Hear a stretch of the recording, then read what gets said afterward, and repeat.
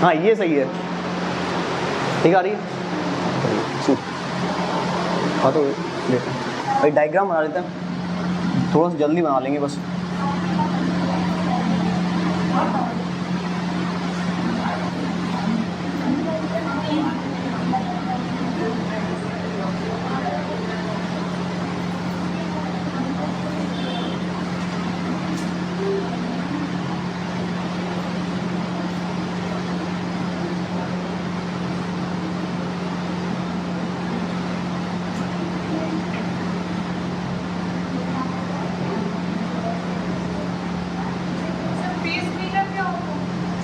भाई वो तो हार्ट बीट को कंट्रोल करने के लिए लगाया जाता है।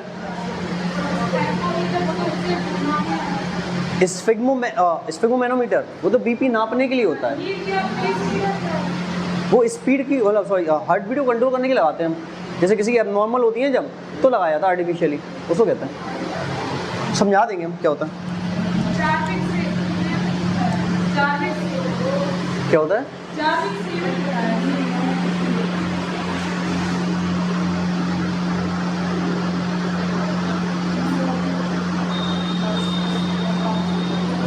आर्टिफिशियल हार्ट हम समझा देंगे, एक्सप्लेन कर देंगे हम। ये इसका पार्ट नहीं है, हम आपको अलग से एक्सप्लेन कर देंगे, ठीक है क्या होता है।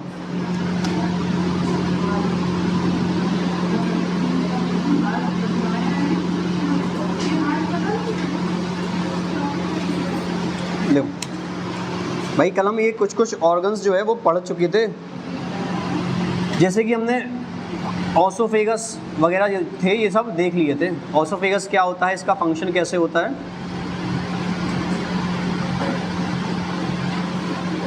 ठीक है।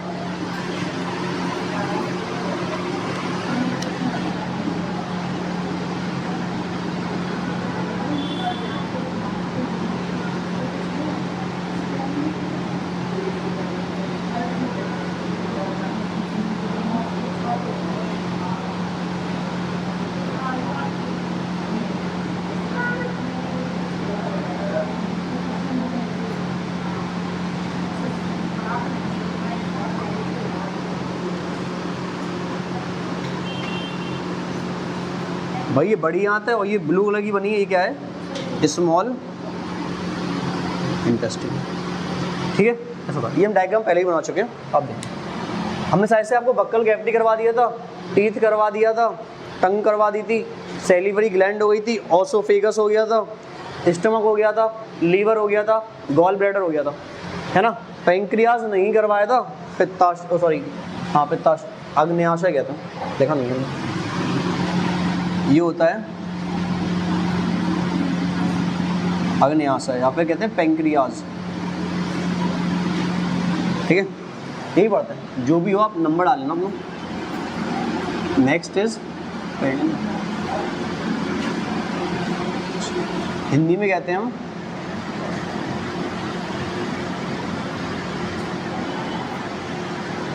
अग्न्याशय, ठीक है। सुनना इसके बारे में भाई। पहले तो क्या है, पैंक्रियाज एक ग्रंथि भी है, और किस टाइप की ग्रंथि है, तो ये है मिक्स्ड टाइप ग्लैंड। मतलब ये किस टाइप की ग्रंथि है, तो मिश्रित। अब मिश्रित ग्रंथि क्या होती है, जो अंतःस्रावी और बाह्यस्रावी दोनों की तरह काम करती है, जो एंडोक्राइन और एक्सोक्राइन दोनों की तरह फंक्शन करती है, वही क्या होती है, मिक्स्ड टाइप ग्लैंड। मतलब एंजाइम भी रिलीज करेगी और हार्मोन भी रिलीज करेगी। एंजाइम जो बनते हैं बता दें, एमाइलेज, लाइपेज और ट्रिप्सिन बनता है, जबकि हार्मोन्स जब हम पढ़ेंगे तो इंसुलिन, ग्लाइकोजन इंसुलिन, सोमैटोस्टैटिन ये सब बनते हैं। ग्लाइकोजन क्यों बनेगा, ठीक है क्या ही बोल रहे हैं। देखो ग्लूकागॉन होगा पहला, तो ये हो गया। दूसरा क्या है भाई, इसमें से कौन कौन से एंजाइम बनते हैं, नहीं रिलीज होते हैं, तो वो एंजाइम कौन कौन से हैं। पहला है पैनक्रियाटिक एमाइलेज, पहला कौन सा है, पैनक्रियाटिक एमाइलेज, यही नाम होता है हिंदी में भी। सेकंड है पैनक्रियाटिक लाइपेज, ठीक है। और थर्ड है पैनक्रियाटिक, या ये हटाओ, इसको हम कहते हैं ट्रिप्स।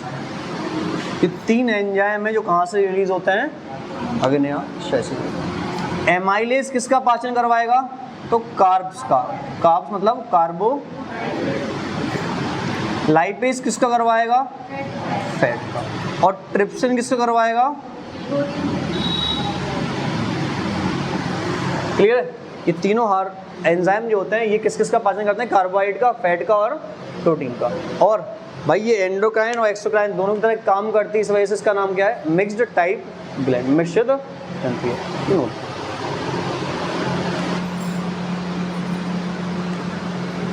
देखिए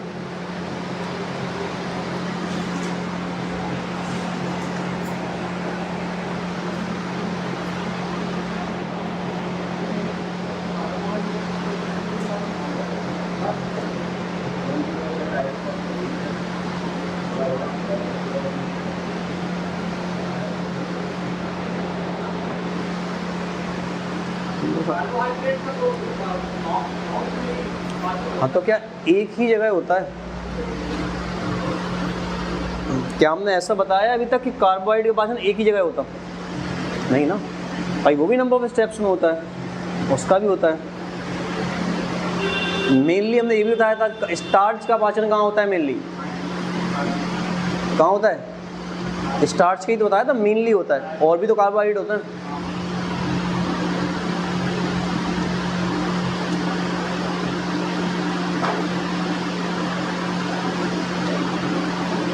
भाई इस हिसाब से तो प्रोटीन का भी पाचन हो रहा था आमाशय में पेप्सिन के द्वारा या रेनिन के द्वारा, अब यहाँ पे भी हो रहा है।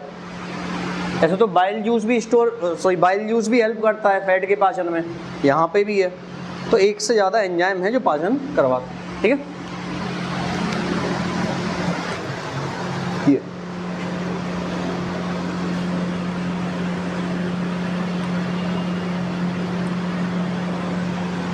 देखना, लिख गया, ओके। अब आपसे क्वेश्चन आएगा ये कि जो पैंक्रियाज है ये स्मॉल इंटेस्टाइन से किसके थ्रू जुड़ा है, तो ये जो भाग है ना यहाँ से यहाँ तक का पूरा, इसको हम क्या कहते हैं, इसको हम कहते हैं ड्यूडेनम। तो क्वेश्चन आएगा कि लीवर कहाँ से जुड़ा होता है स्मॉल इंटेस्टाइन से, ड्यूडेनम से। गॉल ब्लैडर भी इससे, अच्छा वैसे भी गॉल ब्लैडर लीवर का ही भाग माना जाता है। और अग्न्याशय भी किससे जुड़ा होता है, ड्यूडेनम। तो ये तीनों अंग ये स्मॉल इंटेस्टाइन से किसके थ्रू जुड़े होते हैं, ड्यूडेनम के थ्रू जुड़े होते हैं। क्लियर, बस नोट कर लें, लिख गया, हो गया। ये पैंक्रियास हो गया। हमने बताया था आपको स्टमक में खाना किस नेचर का हो जाता है, एसिडिक, अम्लीय हो जाता है। लेकिन स्मॉल इंटेस्टाइन के नखरे क्या थे, खाने को बेसिक फॉर्म में लेगी, क्षारीय रूप में लेगी। इसीलिए खाना जब यहाँ से निकलता है तो पहले तो बाइल जूस मिलता है, तो बेसिक वो हेल्प करता है। और दूसरा पैनक्रियाज से पैनक्रियाटिक जूस निकलता है, वो भी बेसिक होता है, तो वो भी बेसिक बनाने में हेल्प करता है। और ये तीनों जूस जाके कहाँ मिलते हैं, स्मॉल इंटेस्टाइन। तो ओवरऑल खाने को कैसे बना देते हैं, क्षारीय। और स्मॉल इंटेस्टाइन को खाना किस फॉर्म में चाहिए था, क्षारीय फॉर्म में, तो खाना क्षारीय फॉर्म में मिल गया उसको। अब स्मॉल इंटेस्टाइन क्या करेगा,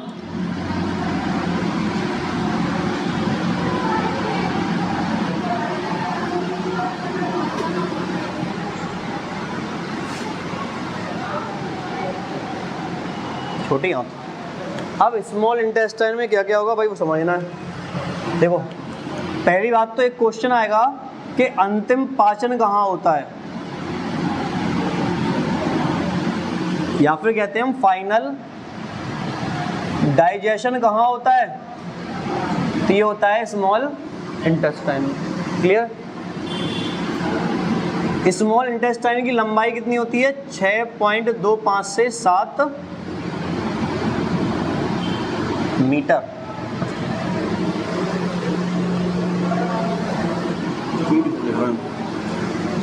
लगभग कितनी होती है, 6.25 से 7 मीटर। क्वेश्चन आएगा सबसे लंबा अंग कौन सा है, सबसे लंबा ऑर्गन कौन सा है, स्मॉल इंटेस्टाइन, छोटी आंत सबसे लंबा ऑर्गन है। सबसे बड़ा कौन सा है? स्किन। भाई लार्ज इंटेस्टाइन को बड़ी आंत क्यों कहते हैं? क्योंकि इसका जो ये डायमीटर होता है, डायमीटर को कहते हैं व्यास, इसका जो व्यास है वो इससे ज़्यादा है, इसलिए इसको लार्ज कहते हैं। तो उसको स्मॉल व्यास के हिसाब से नापते हैं, ना कि लार्ज इंटेस्टाइन लिखा तो लार्ज होगी, वैसा नहीं है। सबसे लंबा अंग कौन सा है? Longest part of our body small intestine, largest part of our body skin, है ना। सबसे ज़्यादा वजन में भी कौन होता है? स्किन। और सबसे बड़ी ग्रंथि कौन सी है?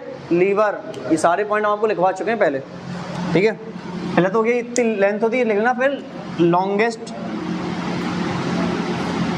पार्ट ऑफ और हमारी बॉडी का सबसे लंबा अंग, यहाँ पे लिख लेना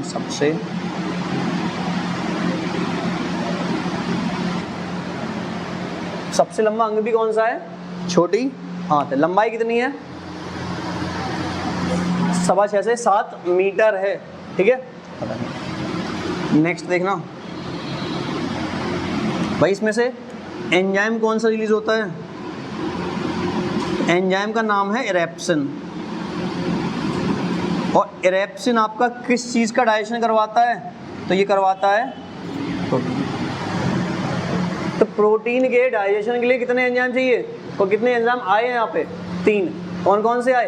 पहला स्टमक में आया था पेप्सिन और रेनिन, पहला स्टमक से हो गया। दूसरा सॉरी पैंक्रियास से आया था कौन सा? ट्रिप्सिन।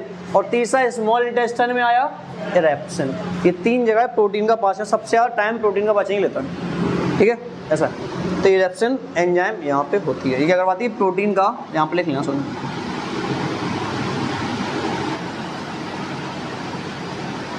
डाइजेशन या फिर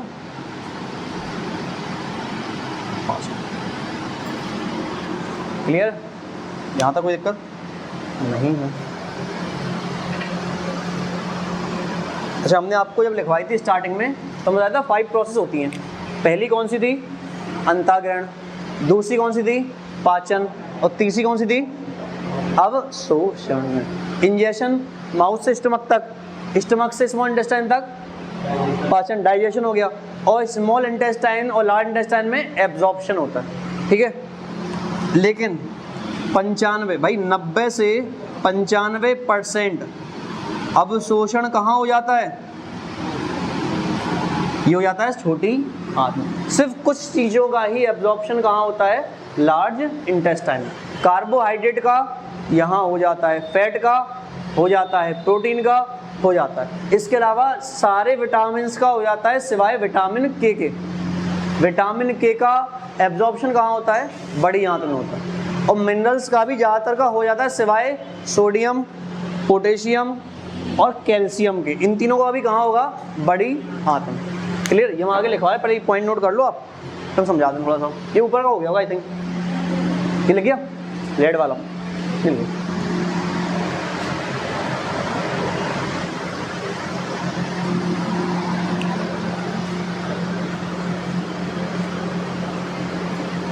लास्ट में जितने भी क्वेश्चंस आते हैं या आ सकते हैं, जो भी बन सकते हैं क्वेश्चन, हम आपको सारे करवा देंगे अभी। तो थोड़ा सा एक व्यू मिल जाता है हमें कि कैसे देखना है पेपर को और क्वेश्चन को। हो गया? लग गया? ऊपर का लग गया होगा ये रेड वाला पार्ट।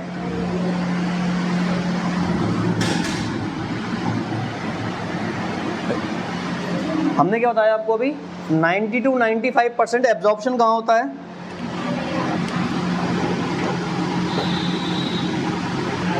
छोटी आंत में होता है, ठीक है। कौन कौन सी चीज़ों का होता है?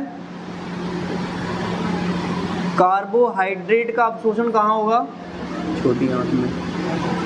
फैट का कहाँ होगा? छोटी आंत में, ठीक है। नेक्स्ट, और प्रोटीन का भी कहाँ होगा? छोटी आंत में। विटामिन का भी कहाँ होता है? छोटी आंत में। लेकिन एक अपवाद है या फिर एक एक्सेप्शन है, या फिर एक्सेप्ट किसके? विटामिन के। अगर विटामिन के का अवशोषण यहाँ नहीं हो रहा है तो इसके बाद कौन सी ऑर्गन आएगा? लार्ज इंटेस्टाइन, बड़ी आंत। तो विटामिन के का अवशोषण कहाँ होगा? बड़ी आंत। बाकी सारे विटामिन का छोटी आंत। मिनरल्स मतलब खनिज। मिनरल्स का भी कहाँ होता है, छोटी आंत में, लेकिन किस किस के, तो except Na sodium, Ca calcium के, इन तीनों का कहाँ होता है, बड़ी आंत है। बाकी सारे का आयोडीन, फॉस्फोरस, इतनी चीज़ है, मैग्नीशियम, बाकी सारे जिंक, आयरन जो भी है, उन सब का कहाँ होगा, छोटी आंत में, लेकिन इन तीनों का कहाँ होगा, बड़ी आंत में। ठीक है, अंतिम पाचन कहाँ हो रहा है, छोटी आंत में। ये हमने अवशोषण का बताया है आपको कि अंतिम पाचन के बाद क्या होगा, अवशोषण होगा खाने का, तो वो एब्जॉर्प्शन होगा, वो 90 से 95% कहाँ होता है, छोटी आंत में होता है। कार्बोहाइड्रेट का भी छोटी आंत, फैट का भी कंप्लीट छोटी आंत, प्रोटीन का भी कंप्लीट, इन तीनों का तो कंप्लीटली कहाँ हो जाता है, छोटी आंत में। लेकिन विटामिन का भी सबका कहाँ होता है, छोटी आंत में, सिवाय किसके, विटामिन के की। विटामिन के का बड़ी आंत में होगा। सारे मिनरल्स का भी कहाँ होता है, स्मॉल इंटेस्टाइन में, सिवाय किसके, सोडियम, कैल्शियम और पोटेशियम, बाकी सारी का वहाँ होता है। अभी नोट कर लो, इसके बाद आएगी, तुम समझाएंगे।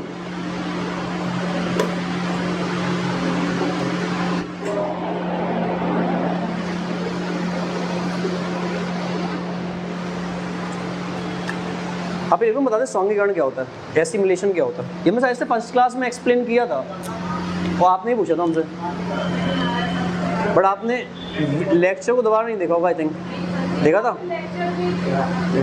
चलो बताते हैं, बताते हैं। हाँ भाई देखो ऐसा है, हमने फूड को मतलब इनटेक किया, इंजेक्शन हो गया, अंतःकरण हो गया, अब खाना स्टमक तक आ गया, पाचन स्टमक से या सलीवरी ग्लैंड से थोड़ा स्टार्ट हो जाता है।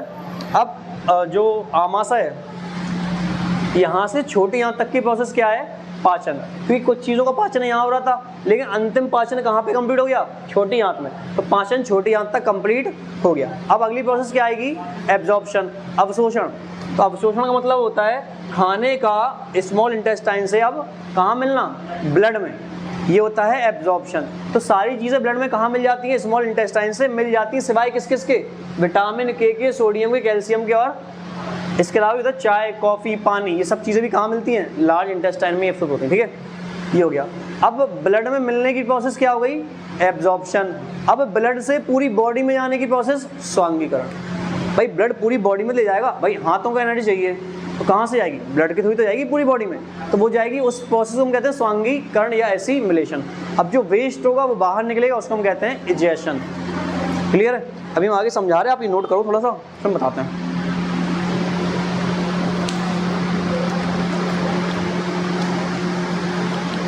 और भाई ये ड्यूडेनम ही वो भाग है जहाँ पे अंतिम पाचन होता है।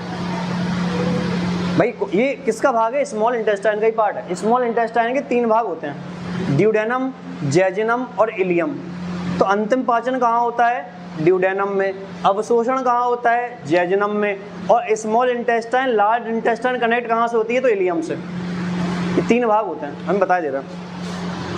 आप ये लिख लो, ये लिखा है ड्यूडेनम, यहाँ पर लिखना ड्यूडेनम, लेकिन अंतिम पाचन ड्यूडेनम में होता है। ठीक है भाई हमने लिखवाया स्मॉल इंटेस्टाइन में अंतिम पाचन होता है। अब इस स्मॉल इंटेस्टाइन के किस भाग में होता है, तो ड्यूडेनम वाले भाग में अंतिम पाचन होता है। क्लियर है, कोई दिक्कत है यहाँ तक, परेशानी नहीं है, बताएं।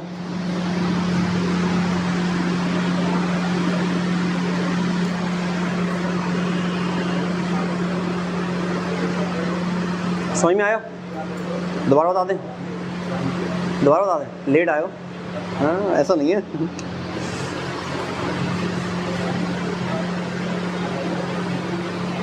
देखो स्मॉल इंटेस्टाइन सुनना क्या हुआ, खाना स्टमक से होते हुए कहाँ गया, छोटी आंत में, लेकिन बीच में उसमें कौन कौन मिल गए थे, लीवर और पैंक्रियाज। इनने खाने को कैसा बना दिया, क्षारीय बना दिया। और स्मॉल इंटेस्टाइन को खाना चाहिए भी कैसा है, क्षारीय चाहिए। क्लियर है, अब ये दोनों जुड़े कहाँ से हैं, तो ड्यूडेनम से जुड़े हैं। ड्यूडेनम किसका भाग है, छोटी आंत का भाग है। यहाँ तक सबको क्लियर है, ओके। नेक्स्ट देखते हैं, स्मॉल इंटेस्टाइन में क्या क्या होता है। एक तो अंतिम पाचन कहाँ होगा, क्यों, क्योंकि इरेप्सिन नाम का एंजाइम कहाँ है, छोटी आंत में, और प्रोटीन का अंतिम पाचन कौन करवाता है, इरेप्सिन करवा रहा है। तो खाने का फाइनल डाइजेशन कहाँ होगा, छोटी आंत में होगा। क्लियर है, नेक्स्ट, ये बोतल पास कर देना, ठीक है। नेक्स्ट ये हो गया। अब भाई अवशोषण भी होता है खाने का ब्लड में मिलना, ठीक है। तो तो 90 से 95% अवशोषण कहाँ होता है? छोटी आंत। लेकिन कुछ चीज़ों का अवशोषण जो होता है, एब्जॉर्प्शन जो होता है, वो बड़ी आंत में भी होता है। जैसे किस किस चीज़ का? पानी का, चाय का, कॉफ़ी। अभी हम लिखवाएंगे इसके बाद। पानी हो गया, चाय हो गया, कॉफ़ी हो गई, विटामिन के हो गया, सोडियम हो गया, कैल्शियम हो गया और फॉस्फोरस। इन सब का जो अवशोषण होगा वो कहाँ होगा? बड़ी आंत में। यहाँ तक क्लियर है? और कौन सी एंजाइम पाई जाती है प्रोटीन के पाचन के लिए? तो एरेप्सिन पाई जाती है ना। ये हम लास्ट में थोड़ा सा कंक्लूड करेंगे कैसे होता है, तो समझ में आएगा। लिख गया ये सभी का?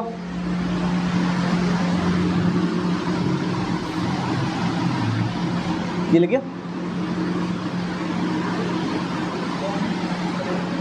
ये याद रखना, ये इंपॉर्टेंट है। अंतिम पाचन कहाँ होता है? तो वो कहाँ होता है? छोटी आंत। अब हम इसमें क्या लिखेंगे? Large intestine. यह क्वेश्चन आएगा अंतिम पाचन कहाँ होता है? तो ड्यूडेनम में होता है। ये किसका भाग है? और छोटी आंत का भाग है। क्लियर? Large intestine. तो भाई इसमें क्या क्या होता है? एक तो एब्जॉर्प्शन होता है, और किन किन चीज़ों का एब्जॉर्प्शन होता है? तो पानी, भाई वाटर, भाई जल का। दूसरा टी, चाय का। तीसरा कॉफ़ी। इसके अलावा विटामिन या विटामिन के का। इसके अलावा सोडियम। ठीक है, ये क्या है? मिनरल्स है, खनिज है। क्लियर? इन चीज़ों का अवशोषण कहाँ होगा? और स्वांगीकरण भी किससे होगा? यहाँ तक क्लियर है? कोई दिक्कत नहीं है। इसका एक पार्ट है जिसका नाम क्या है?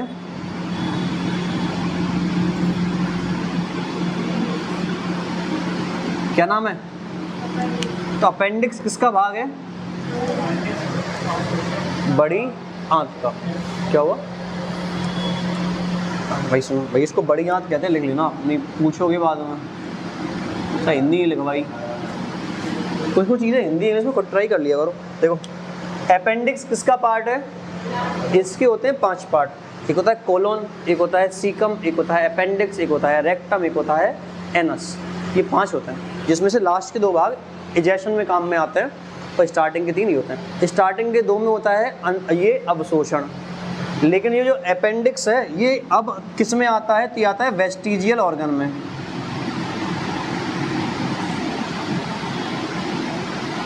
तो ये अब आता है किस में? अवशेषी। अवशेषी अंग क्या होते हैं? जिसका बॉडी में हमारे में कोई खास रोल नहीं है, जो यूजलेस एक तरह से, उसका क्या होता है? अपेंडिक्स होता है। अच्छा, ये पहले इसका फंक्शन था भाई। हमारी उत्पत्ति किससे हुई है? नहीं, जेंडर वाला नहीं बताना है ना, ये बताना है वनमानुष से या बंदरों से हुई है। ठीक है? और उसके पहले हम पेड़ों पे भी आते थे, पत्ते भी खाते थे। अच्छा, पत्तों में सबसे बाहरी लेयर कौन सी होती है? Cell wall. सेल वॉल काय की बनी होती है? सेल्यूलोज। लेक्चर नहीं देखा तुम लोगों ने, क्या पढ़ा नहीं है घर पे जाके? ऐसे पढ़ाई नहीं होगी, घर पे जाके नहीं देखोगे तो कोई मतलब नहीं। हमारे पढ़ाने से पेपर थोड़ी निकलेगा। पढ़ा था? नहीं पढ़ते हो, हमें पता है। पढ़ लो भाई, पेपर आने पे सिर्फ टेंशन होती है, पढ़ाई नहीं होती फिर। तो जो प्लांट पत्तों की सबसे बाहरी लेयर होती है, किसकी होती है? सेल्यूलोज की होती है। और अपेंडिक्स से सेल्यूलोज का पाचन होता था, समझ रहे हो? इस वजह से उस टाइम पे जरूरी था। अब आप पत्ते खाते हैं, कुछ कुछ खाते हैं, जैसे कि पालक है, पत्ता है, धनिया है, पत्ता गोभी है, कैलीफ्लावर जो है, नहीं कैलीफ्लावर तो फूल गोभी कहते हैं, कैबेज कहते हैं पत्ता गोभी को, कैबेज खाते हैं, कैलीफ्लावर तो फूल गोभी होता है। तो ये हम पत्तियां खाते हैं। तो आप ज़्यादा खा लोगे ना ये, तो आपके पेट में दर्द होगा, स्टमक पेन होगा आपको। फिर क्यों? उस टाइम पे एक्टिवेट हो जाता है थोड़ा सा, इसलिए। तो हरी सब्जियां, हरी पत्तियां हम नहीं खाते, इस वजह से अपेंडिक्स का कोई रोल नहीं है। तब खाते, तब रोल था। लेकिन अभी भी आप हरी सब्जियां अगर ज़्यादा खा लोगे ना, तो आपको स्टमक पेन होगा। उसका कारण क्या है? अपेंडिक्स एक्टिवेट हो जाता है थोड़ा सा, इस वजह से पेन होता है। लेकिन अब ये कैसा अंग है? अवशेषी अंग है हमारी अकॉर्डिंग। इसको वेस्टिजियल ऑर्गन कहते हैं। अब कोई फंक्शन नहीं है ऐसा कुछ खास। ठीक है, लिमिटेड खाएं, ये होता है काम। यहाँ तक क्लियर है? ओके। तो क्वेश्चन ये आता है कि वाटर का एब्जॉर्प्शन कहाँ होता है? पानी का, चाय का और कॉफ़ी का, वो भी कहाँ होता है? बड़ी आंत। विटामिन के का और बाकी सारे विटामिन का छोटी आंत में, मिनरल्स का बाकी का छोटी आंत में, लेकिन सोडियम, कैल्शियम, क्लियर है? ठीक है, ये लग गया। एक चीज़ और देख लो, कंप्लीट हो जाए। ठीक है, हाँ नहीं, अपने शब्दों पे आते आप लिख लो।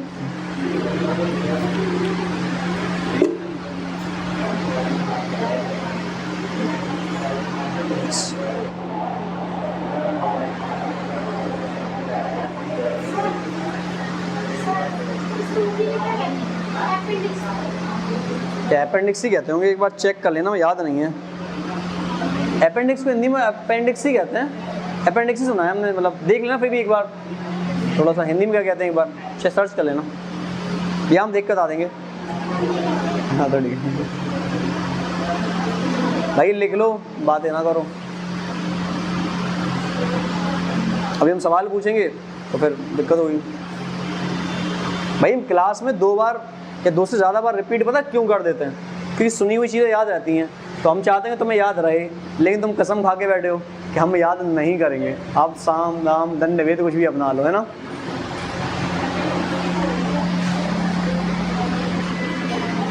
अपेंडिक्स ही कहते हैं, अपेंडिक्स ही कहते हैं।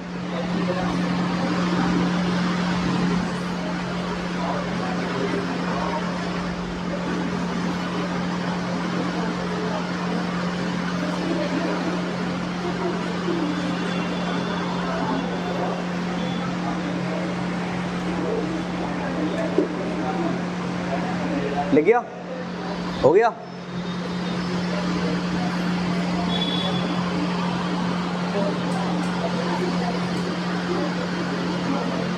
भाई ये टाइम बातें करने के लिए, लिखने के लिए।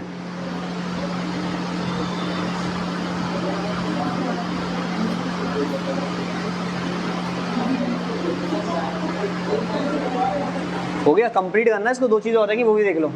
लिख गया? नेक्स्ट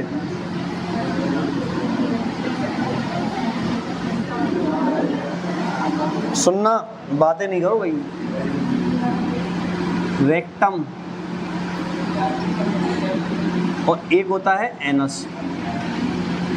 क्वेश्चन आएगा सॉलिड वेस्ट स्टोर कहाँ होता है?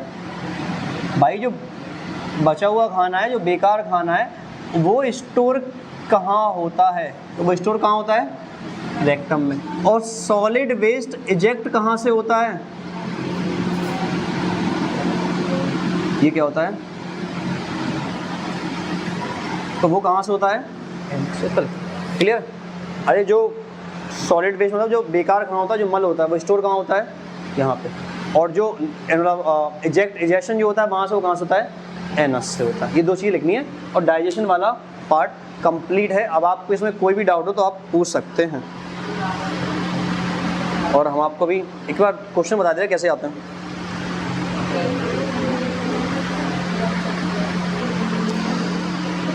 भाई ये फाइनल डाइजेशन हो गया, मतलब यहाँ पे मतलब डाइजेस्टिव सिस्टम कंप्लीट हो गया।